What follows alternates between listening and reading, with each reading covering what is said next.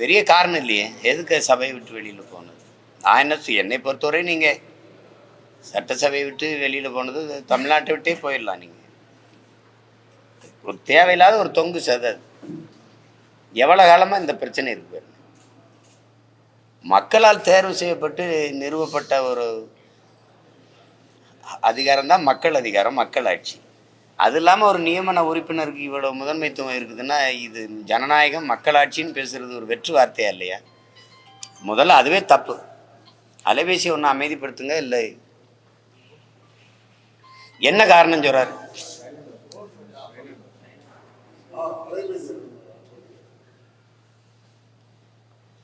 என்ன காரணம் சொல்றாரு சொல்லுங்க, நீங்களே சொல்லுங்க. எதுக்கு வெளியேறணும்? காரணம் என்ன சொல்றாரு? சரி, இப்போ நாங்கள் இது யார் நாடு? முதல்ல இப்போ என்ன நான் இது ஏன் நாடு? இந்த நாடு திரும்ப திரும்ப கேள்வி, இது இருந்ததா உருவாக்கப்பட்டதா? அப்படி பார்த்தா மொத்தமாகவே இது ஏன் நாடு. நான் சொன்னால் கூட இந்த இனத்தின் மகன் பெருமைக்கு பேசுகிறேன்னு சொல்லலாம்.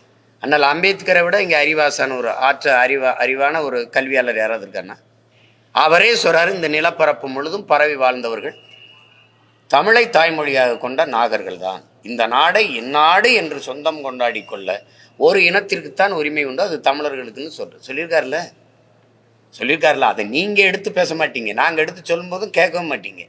அப்படி இருக்கும்போது முதல்ல ஒன்று, நான் என் தாய்க்கு மகன், அப்புறம்தான் எங்கள் அத்தைக்கு மருமகன். இல்லை, நீ நாட்டுப்பற்றை உருவாக்கணும்னா நீ முதலில் உன் மொழி மீது, உன் இனத்தின் மீது, உன் நாட்டின் மீது பற்று கொண்டிரு. பிறகு இந்திய நாடு. நான் சிட்டிசன் ஆஃப் இந்தியா, என் நேஷனாலிட்டி தமிழ்.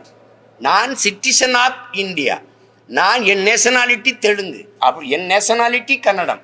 அப்படிதானே அப்படிதானே இந்த நாடு. எதுவுமே இல்லாம நீ முதல்ல தேசிய இந்தியா ஒரு அது தேசமா பல தேசங்களின் ஐக்கியமா அவரவர் தாய்மொழிக்கு முன்னுரிமை இருக்கணும்.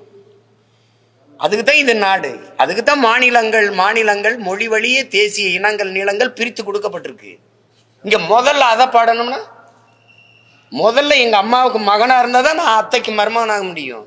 அதுக்கு 22 வருஷம் ஆகுது நான் அத்தைக்கு மருமகனாக. எனக்கு உயிர் கொடுத்து உயிர் பால் ஊட்டி வளர்த்த என் தாய்க்கு நான் அன்பும் பாசமும் உண்மையும் காட்டி இருக்கிறதா? அது என்ன ஒரு அடிப்படை இல்லாத இதை இதுக்கு வெளியில போனா ரொம்ப நல்லது, வெளியில போங்க, மொத்தமாவே போங்கன்னு சொல்லணும். முதல்ல அப்படித்தானே நீங்க செய்யணும். இதை நீங்க கர்நாடகாவில் சொல்லிடுவீங்களா?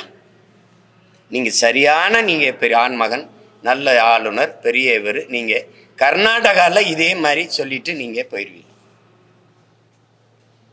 இல்ல வேற இதர மாநிலங்கள்ல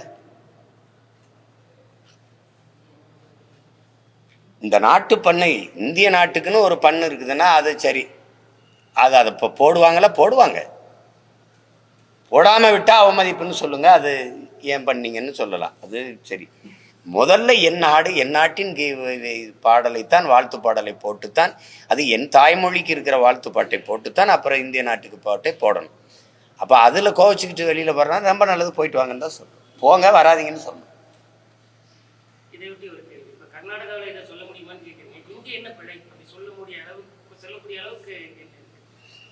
நீ எங்க இப்போ நான் முதலமைச்சராக இருந்தேன்னு ஒரு சொல்லி பண்ணி நீ அப்படியே போப்பான்னு இருக்கும்.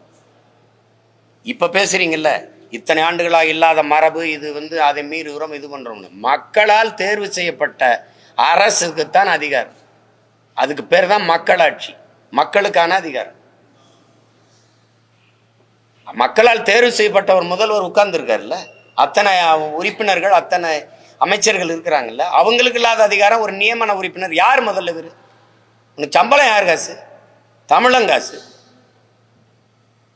தமிழன் காசு வேணும், தமிழ் வேணாமா? அது எப்படி? அது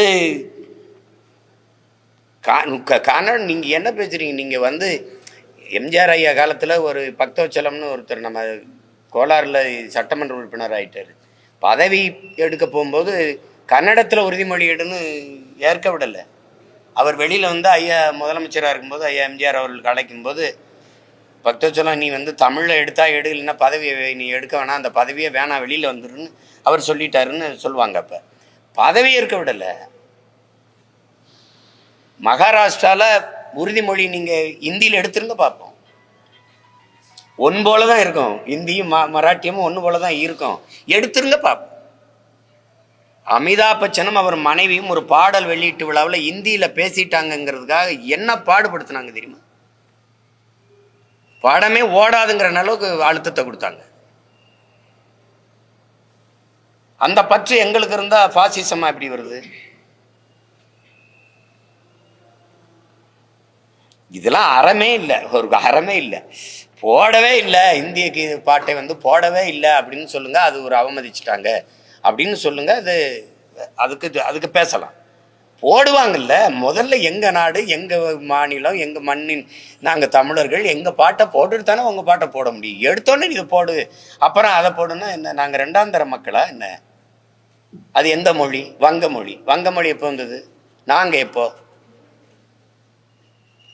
இந்தியில் பேசுங்கிறீங்க, வங்கத்தில் பாடுங்கிறீங்க, நீங்களே சொல்கிறீங்க உலகத்திலே முதன்மையான மொழி தமிழ்னு பேசுகிறீங்க. உங்கள் பிரதமரே பேசுகிறார், இந்திய மொழிகளின் தொன்மையை தமிழிலிருந்து அறியலாம்ங்கிறீங்க.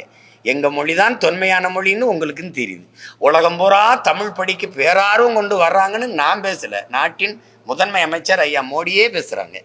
அப்படிப்பட்ட மொழிக்கு கொடுத்த முன்னுரிமை என்ன? 500 ஆண்டு தொட்டுட்டீங்களா? அவங்க இந்தி தோன்றி 500 ஆண்டு ஆயிடுச்சா? இல்லை. என்னுடைய வரலாறு இன்னும் கணக்கிட முடியல. நான் 50,000 ஆண்டுகளுக்கு மூத்தவன் எல்லாருக்கும் தெரியுது. எனக்கு என்ன மரியாதை இருக்கு? அதை நான் பாராளுமன்றத்துக்குள்ள போட சொன்னாலும் நீங்க கோச்சிக்கலாம். என் சட்டமன்றத்துக்குள்ள போடுறதுல உனக்கு என்ன பிரச்சனை? அதுதான் பிரச்சனைனா. ரொம்ப நல்லது, போயிட்டு வாங்கன்னு சொல்லக்கூடாது, போங்க. பாதகம் செய்பவரை கண்டால் நாம் பயம் கொள்ளலாகாது பாப்பா.